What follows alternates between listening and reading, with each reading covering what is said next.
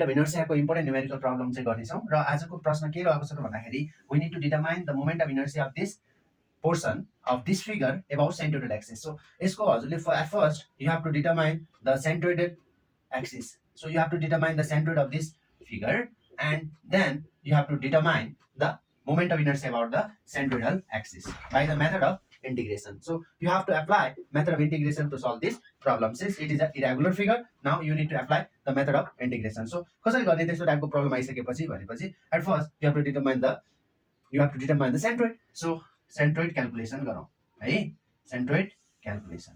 So centroid calculation कसरी गर्ने त है. So at first you have to know the formula of centroid. So you have to calculate x bar and y bar. So यहाँदेखि चाहिँ यसको x bar को distance कति छ अनि यहाँदेखि y bar को डिस्टेन्स कति छ यो कुरा चाहिँ फर्स्ट तपाईले फाइन्ड गर्नु पर्यो. यहाँदेखि चाहिँ यति x bar डिस्टेन्स, यहाँ यो एक्सिस देखि माथि y bar को डिस्टेन्स हैन, त्यो निकाल्नु पर्यो. सो तपाईलाई के थाहा हुनु पर्यो भन्दाखेरि सेन्ट्रोइडको फर्मुला. सो सेन्ट्रोइडको फर्मुला x bar भनेको 1/a integration of x elemental times dA. So what is this x elemental? So x elemental भनेको अब तपाईले एउटा कन्सिडर स्ट्रिप कन्सिडर गर्नु पर्यो र त्यो स्ट्रिपको चाहिँ तपाईले पोजिसन चाहिँ लोकेट गर्नु पर्यो इन दिस फिगर. लाइक म अब हेर्नुस् त मैले एउटा कुनै एउटा स्ट्रिप बनाए, ठीक छ, let this be your strip. अब यो स्ट्रिप छ भने ठीक छ, यो 2 मिटर को छ, टोटल यो 2 मिटर छ. सो यो स्ट्रिपको विड्थ चाहिँ dx छ है. सो यो स्ट्रिपको विड्थ dx छ अनि यो x एलिमेन्टल भनेको के हो त भन्दाखेरि कन्सिडर ओरिजिन देखि यो स्ट्रिपको सेन्टर सम्मको दूरी. सो मैले यो पोइन्टलाई हेर्ने भने यति चाहिँ यो पोइन्ट लोकेट गर्नुपर्छ भने मैले यसको लागि कति डिस्टेन्स ट्राभल गर्नुपर्छ त from the origin x distance हैन र. सो यो पोइन्ट लोकेट गर्नुपर्छ भने यहाँ ओरिजिन देखि कन्सिडर स्ट्रिपसम्म x डिस्टेन्स अकुपाई गर्नुपर्छ. सो यहाँदेखि चाहिँ मैले x को एक्टिभ पोइन्ट जाँदाखेरि यसको यो करेस्पोन्डिङ पोइन्टमा यसको हाइट अथवा ओर्डिनेट कति हुन्छ त y हुन्छ. सो तपाईले x एलिमेन्टल कति लेख्न सक्नु भयो त यो केसमा भने x लेख्न सक्नु भयो. सो x बार भनेको 1/a x times dA. So dA भनेको स्ट्रिप हेर्नुस् त, यो dA भनेको y टाइम्स के भयो त यसको weight dx. So y times dx भयो. सो यति गरिसकेपछि तपाईले के बुझ्नु पर्यो त भन्दाखेरि you have to understand what is that, you have to determine the area. So अब हेर्नुस् त एरिया क्याल्कुलेसन गर्नु पर्यो. सो एरिया क्याल्कुलेसन गर्नु पर्यो भन्नुको मतलब के हो त भन्दाखेरि since it is a irregular figure है, यो तपाईहरुको सेमी सर्कल पनि होइन, क्वार्टर सर्कल पनि के पनि छैन, जसको एरिया तपाईलाई थाहा छैन. सो एरिया क्याल्कुलेसन गर्नु. सो स्मल एरिया dA भनेको के हुन्छ त भन्दाखेरि यसको y टाइम्स y भनेको यसको height times dx. So small एरियालाई चाहिँ इन्टिग्रेट गर्यो भने यसको होल एरिया आउँछ. इम्प्लाइज दैट एरिया भनेको यसको कति आउँछ त y टाइम्स dx, y भनेको 2x - x² अनि यसको dx है. इन्टिग्रेसन गर्नुस्. ल मलाई भन्नुस् त लिमिट कहाँदेखि कहाँ राख्नु पर्यो त. सिन्स dx चाहिँ यहाँ छ भने सो dx चाहिँ अलोङ x एक्सिस छ भने 0 to 0 to 0 to total distance कति छ त 2 मिटर छ हैन. सो 0 to 2 हुनु पर्यो. सो अब तपाईले क्याल्कुलेटरमा सल्भ गर्नुस्. विल बी तपाईको 4/3 स्क्वायर युनिट आयो है. सो यति 4/3 square unit will be the value of area है. सो अब यो एरियाको भ्यालु यता राख्नु पर्यो तपाईले हैन. सो यो एरियाको भ्यालु x बारमा राख्नुस् अनि यो इन्टिग्रेसनलाई सल्भ गर्नुस्. तपाईको कति भ्यालु आउँछ त x बारको भने सो x बार भनेको एरिया. सो एरिया भनेको चाहिँ कति छ 4/3. So that will be 3/4 integration x भनेको x नै छ, y भनेको चाहिँ कति छ त 2x - x² टाइम्स के भयो dx. अब मलाई भन्नुस् त dx छ भने लिमिट कहाँदेखि कहाँ हुन्छ सेम 0 to 2 हुन्छ. सो यो x बारलाई सल्भ गर्नुस् त 3 to 4 3/4 टाइम्स यो कति भयो 2x स्क्वायर - x³ को dx लिमिट 0 to 2. सो यो कुरालाई चाहिँ तपाईले सल्भ गर्ने भने x बार को भ्यालु चाहिँ तपाईको हजुरको 1. सो 1 मिटर चाहिँ तपाईको कति हुन्छ त x बार को भ्यालु हुन्छ. सो यसको सेन्ट्रोइड भनेको यो फिगरको कति हुँदो रहेछ त 1 मिटर हुँदो रहेछ फ्रम दिस ओरिजिन. ल अब सेम तरिकाले हजुरले y बार पनि निकाल्नु पर्यो. सो y बार क्याल्कुलेसन गरौँ है त. सो y बार भनेको के हो एरिया निकालिसक्नु भएको छ है. सो y बार भनेको के हो त भन्दाखेरि y बार भनेको 1/a अब के हुन्छ y elemental times dA. What is this y elemental भनेको कन्सिडर ओरिजिन देखि है, यो कन्सिडर तपाईले स्ट्रिपको सेन्टर सम्मको दूरी. सो यसको टोटल हाइट y हो भने यसको सेन्टर सम्मको दूरी कति हुन्छ त दैट विल बी. सो अब तपाईले के लेख्नु पर्यो त भन्दाखेरि 1 एरिया 4/3 थियो भने 3/4 इन्टिग्रेसन y एलिमेन्टल भनेको y/2 टाइम्स dA भनेको y टाइम्स के भयो त y टाइम्स dx है. सो लिमिट dx छ भने अगे 0 to 2 है. सो यसरी चाहिँ तपाईले सल्भ गर्नु पर्यो हेर्नुस्. लाइक अब कति भयो त 3/4 लिमिट 0 to 2 y स्क्वायर हेर्नु त यो कति भयो 2 यता आयो भने यहाँ चाहिँ कति लेख्न मिल्यो 3/8 हैन. So 3/8 0 to 2 y square times dx.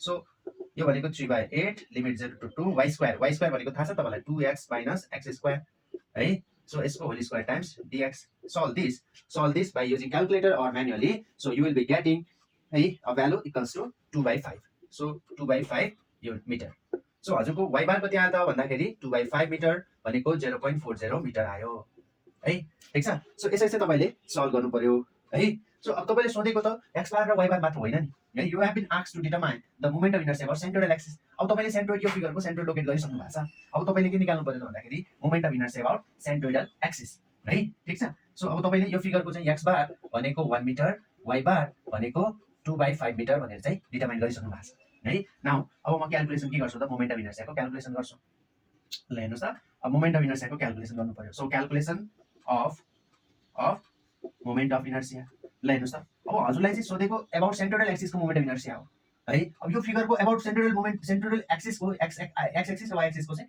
Directly moment of inertia त आउँदैन सो त्यसको लागि चाहिँ तपाईले अबाउट बेसको मोमेन्ट अफ इनर्शिया निकालेर त्यसलाई ट्रान्सफर गरेर सेन्ट्रोइडमा लानुपर्ने हुन्छ सो तपाईले about base को moment of inertia निकाल्नुस् by doing integration then you have to transfer this value of moment of integration about this base x axis and about this base y axis and this transfer into the centroidal axis है ल so तपाईले अहिले मैले के लेखे त ix भनेको के माने त भन्दाखेरि moment of inertia about base or moment of inertia about x axis है सो यो भने सो ix भनेको निकाल्नु पर्यो हेर्नुस् सो अब ix भनेको के हो ix भनेको यो एक्सिसको एबाउटमा मोमेन्ट अफ इनर्शिया यो फिगरले कति यो अब्जेक्टले कति दिइरहेछ है सो त्यो भने अब तपाईले के हो त फर्मुला चाहिँ दुईटा मेथड छ मैले तपाईलाई भनिरहेको छु यसलाई चाहिँ सल्भ गर्दा दुईटा मेथड छ है तपाईहरुले अब कुन सजिलो मेथड हुन्छ त्यो लगाउने हो है ल अब ix भनेको आइदा तपाईले एक्सिस के लेख्न मिल्छ त भन्दाखेरि y² dA एउटा फर्मुला एप्रोच अर्को चाहिँ एप्रोच भनेको ix निकाल्ने भनेको के हो त यो हैन त सिन्स दिस स्ट्रिप तपाईले यही स्ट्रिप कन्सिडर गर्ने भने यो बेसलाई टच गरिरहेछ भने यो रेक्टेंगुलर स्ट्रिपको मोमेन्ट अफ इनर्शिया अबाउट बेसको फर्मुला चाहिँ के हुन्छ bh3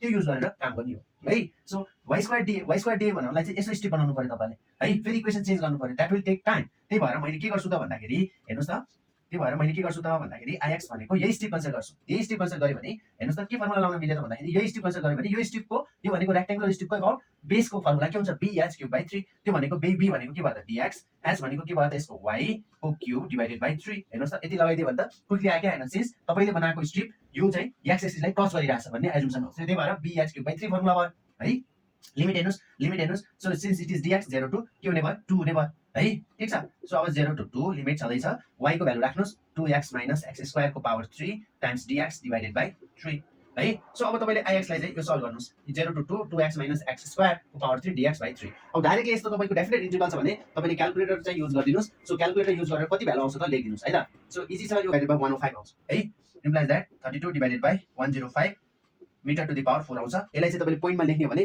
0.304 लगभग मिटर टु द पावर 4 आउँछ है ठीक छ यसरी चाहिँ तपाईले काम गर्न सक्यो एउटै स्ट्रिपबाट हामीले ix पनि क्याल्कुलेट गर्यो है अब सेम तरिकाले अब तपाईले moment of inertia about y axis पनि निकाल्न सक्नुहुन्छ है ल हेर्नु त iy भनेको के हुन्छ फर्मुला iy फर्मुला सो अब तपाईले ix को लागि के युज गर्नु भयो त यो स्ट्रिपको मोमेन्ट अफ इनर्शिया अबाउट बेसको फर्मुला युज गर्नु भयो अब iy को लागि यस्तो स्ट्रिप बनायो भने त बेसले टच गर्दैन त्यही भएर डेफिनेसन एप्रोचबाट iy भनेको के हो त x स्क्वायर टाइम्स dA हो सो x स्क्वायर भनेको सधैँ चाहिँ x dA भनेको के छ y टाइम्स dx है सो अगेन लिमिट कति भयो त 0 टु 2 बिकज dx चाहिँ अलोङ x एक्सिस छ 0 to 2 so 0 to 2 x square सधैँ छ y भनेको राख्नुस् 2x - x square times dx है ल अब यसलाई सल्भ गर्नु होला तपाईले 0 टु 2 यो 2x cube minus x to the power 4 times dx so if you solve this integration है सो हजुरको भ्यालु कति आउँछ त भन्दाखेरि यो भ्यालु तपाईको कति आउँछ त भन्दाखेरि 8/5 so this will be coming out to be 8/5 that will be equals to 1.6 meter to the power 4 so यो तपाईको आन्सर भयो है सो अब तपाईले के सोधेछ त भन्दाखेरि अबाउट सेन्ट्रोइडल एक्सिस को भ्यालु सोधेछ अबाउट सेन्ट्रोइडल एक्सिस को भ्यालु सोधेछ भने अब हजुरले के गर्नु पर्यो त you have to use parallel axis theorem है यो त नि के हो त ट्रान्सफर थ्योरम हो है this is a transfer theorem using parallel axis theorem so using parallel axis theorem ले के भन्छ so it tells us that तपाईलाई कुनै एक्सिस को थाहा छ भने तपाईले सेन्ट्रोइडल एक्सिस को भ्यालु थाहा छ भने you can transfer it to any axis अहिले तपाईलाई एनी एक्सिस को भ्यालु थाहा छ भने you can transfer it to the centroidal axis so 22% हुन्छ सो अहिले तपाईलाई चाहिँ नि ix को भ्यालु थाहा छ है सो ix तपाईले निकाल्नु पर्ने छ this is your formula of the transfer theorem or parallel axis theorem है अब you have determined Ix, then you can use this to determine Ix. So Ix भनेको के हो त भने Ix भनेको about centroidal axis को moment of inertia हो, about centroidal axis को moment of inertia. So यो axis चाहिँ तपाईको सपोज centroidal axis छ भने यो centroidal axis को moment of inertia about x axis हो. So अब हेर्नुस् त Ix भनेको निकाल्नु पर्यो Ix minus AH square. ल यहाँ भन्नुस् त h भनेको के हुन्छ अहिलेको x बार कि y बार त्यो तपाईले भन्नु पर्यो है मलाई. सपोज मैले हेर्नुस् त यहाँ बुझौँ है. सो यो फिगरको मैले सेन्ट्रोइड लोकेट गरेँ भने 1 मिटर चाहिँ यहाँ छ, y बार भनेको चाहिँ y तिर चाहिँ कति छ त भन्दाखेरि 2/5. सो 0.4 मिटर हैन. सो लगभग हजुरको चाहिँ y बार y यो एक्सिस चाहिँ तपाईको कहाँनिर यो पोइन्ट चाहिँ तपाईको के होला त सेन्ट्रोइड लोकेट भएको पोइन्ट होला हैन. सो यो पोइन्ट होला. सो यो भनेको 1,0.4 हो हैन. सो यो तपाईको एक्सिस हो. This is your centroidal axis. अब तपाईले सेन्ट्रोइडल एक्सिसको अबाउटमा आउने मोमेन्ट अफ इनर्शिया चाहियो. सो त्यो भनेको I XX, त्यो भनेको IXX, त्यो भनेको सेन्ट्रोइडल एक्सिसको अबाउटमा मोमेन्ट अफ इनर्शिया, त्यो भनेको IX अबाउट बेस माइनस अब के गर्नु पर्यो त भन्दाखेरि यति के हो हजुरको डिस्टेन्स y बार हैन. सो यो एक्सिसको थाहा छ भने तपाईले यो एक्सिसको निकाल्दाखेरि चाहिँ के गर्नु पर्यो AH स्क्वायर. सो A भनेको area of this figure, h भनेको चाहिँ अहिले के भयो त y बार है, परपेन्डिकुलर डिस्टेन्स बिट्विन एक्सिस. जहिले पनि दुईटा एक्सिसको बीचको परपेन्डिकुलर डिस्टेन्स लिने हो है. एक्स एक्सिसको लागि सेन्ट्रोइडल एक्सिसको लागि चाहिँ एक्स एक्सिसको र सेन्ट्रोइडल एक्सिसको परपेन्डिकुलर डिस्टेन्स y बार हुन्छ हैन. त्यही भएर के लिनु पर्यो y बारको होल स्क्वायर है. ल IXX भनेको कति आयो त IX तपाईले निकाल्नु भएको छ है. AH स्क्वायर सबै यो तपाईले सब्स्टिट्युट गर्नु पर्यो भ्यालुजहरु.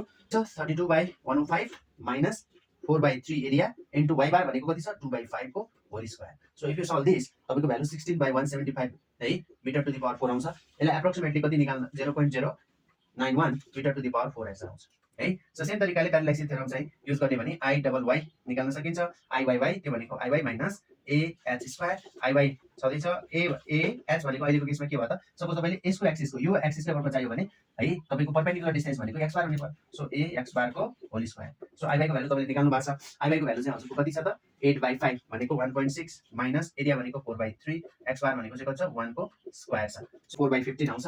4/15 मिटर टु द पावर 4. यसलाई सल्भ गर्ने भने लगभग हजुरको चाहिँ नि 0.266 मिटर टु द पावर 4 आउँदो रहेछ. So this will be your answer है. अब यसैमा तपाईलाई चाहिँ रेडियस अफ गाइरेसन सोध्यो भने अबाउट सर्टेन एक्सिस भन्छ सोध्यो भने तपाईले के हो त फर्मुला लाउनु होला. सो रेडियस अफ गाइरेसनको फर्मुला लाउनु पर्यो. सो रेडियस अफ गाइरेसन सोध्न पनि सक्छ नसोध्न पनि सक्छ. सोधिहाल्यो भने radius of gyration about centroidal X axis IKXX भनेको के हुन्छ त भन्दाखेरि IXX डिवाइडेड बाइ A है. यो फर्मुला लाउनु पर्यो. र अहिलेको केसमा तपाईले निकाल्ने भने KX को भ्यालु 0.31 मिटर आउँछ है. सो KYY निकाल्ने भने radius of gyration about centroidal y axis निकाल्ने भने IYY डिवाइडेड बाइ A हुन्छ. त्यो अहिले तपाईले निकाल्नुहुन्छ भने 0.447 मिटर आउँछ. सो यसरी चाहिँ तपाईले सोलुसन गर्नु पर्यो. If you like the content, you can like, share and subscribe.